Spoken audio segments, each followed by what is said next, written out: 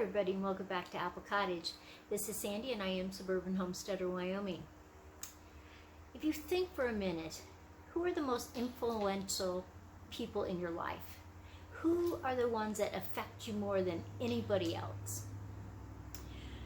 I did a series this winter on the women in our lives, the women that have impacted us, changed us, molded us, and I thought I was done with that series. I had done 5. They were all women that I was actually related to.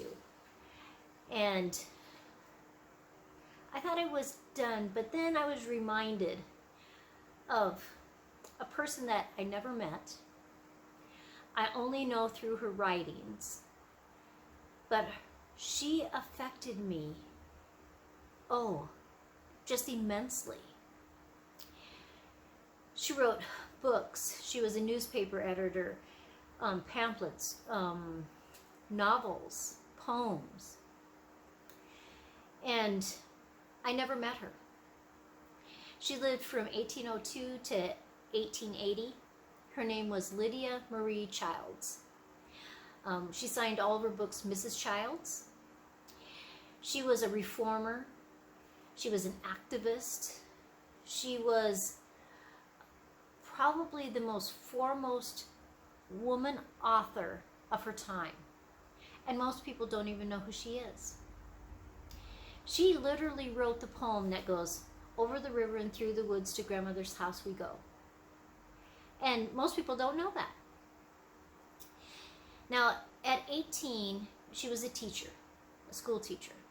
At 22, she published her first novel. She lived in New England, and that was one of the few states in that era that really embraced women authors. A lot of places, they wouldn't even publish something from a woman, but that wasn't the case where she lived. So she was born at such a time as this. And she did marry at 25. As far as I know, she never had children. She married David Childs. He was, I guess to say it nicely, he was a dreamer. But he literally spent every dime she made. And she was just prolific at writing. And she gardened. She also took in and she did sewing for neighborhood families to make ends meet, because he would spend everything that she made. And she did like articles in magazines, and she was friends with a lot of famous writers at the time, American writers. And in fact, they used to have this publication that was called Authors. And they wanted to put her in there, and she would have none of it. And I think if her name would have been in there, I think it would be more recognizable. More people would have studied her when they went to school. But it just didn't happen. And there's stories of her that she was writing so much that her hands would become numb because she had to make income because of the way her husband spent the money. And she wrote continuously until he passed away.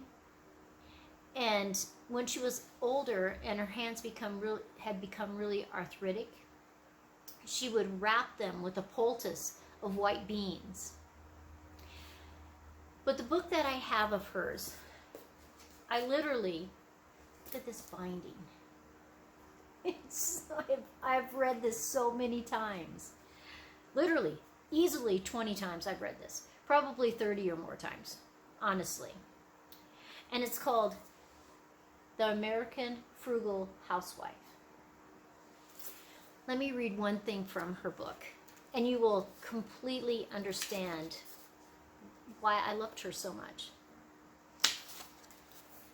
It says, "The true economy of housekeeping is simply the art of gathering up all the fragments, so that nothing is lost. I mean fragments of time as well as materials.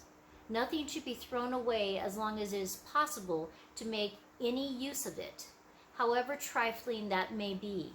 And whatever be the size of the family, every member should be employed either in earning or saving money.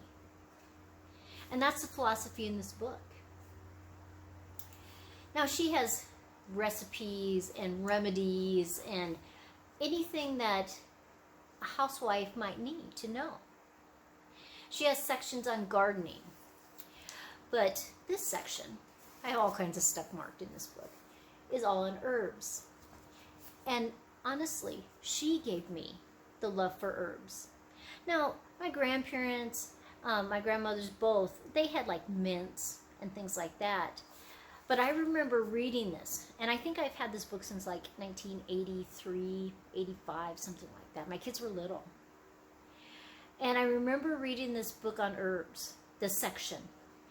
And I was just enthralled because she tells you things you can do with them in your household, as cooking, dyes, all kinds of things like this. But I remember going, oh, I have to look that up. And I have things marked all in this book. And I began to study herbs because of her. And I love herbs. They're just like a passion. I love the whole essence of them. I love the scripture that says that he gave us herbs for the healing. And she brought me on that journey to love herbs. But in this whole book, it talks about taking all the little things that go together, all those fragments, all the fragments of our lives, and that becomes the whole. And if you waste or frivolous or throw things away, which could have been used, you've lost something because it makes the whole. And it is just a lovely, lovely book. Now, it was written at a time, some of the words are not the words we use now. So the first few times I read this book, I was pulling things up off the dictionary. And because I didn't even know what some of these words were. And like, a tea made of slippery elm is good for the piles. Piles are hemorrhoids. But that's what they called them then. But I didn't know what they were talking about. And there's all kinds of stuff in here. And so that became a way to study besides just read this book. But Marie Childs, because she went by her middle name, was a reformer. And she was so against slavery. And she wrote it down, she wrote, an appeal in favor of the class of Americans called Africans. She wrote it in 1833. Now, she was a famous authorist at this point, and she was completely ostracized for doing this. And, she was nearly ruined. There was a lot of people that wouldn't even publish her stuff because of it. But she just persisted, and she did not care if you agreed with her or not. She knew it was right. And that's the kind of woman that we need to be. When we know something is right, that it doesn't matter what the norm is or what people around you say. One time she said about women in society that they were compared to only half of a pair of scissors, that they were worthless. And I see that in our society sometimes. But she also was asked to edit the anti-slavery standard. And so she went, and she was the editor of it. She didn't take any pay for it, because that's just the type of woman she was. She hid runaway slaves, and she was just a phenomenal woman. And as I read her book over to where my binding is just, it's gone. I learned from her. And I mean, she has fun little stories in here and ideas and tips, but it was more the whole essence of her. Every fragment of her life that made her so inspirational to me, which I hope you can be to somebody else. This is Sandy at Apple Cottage.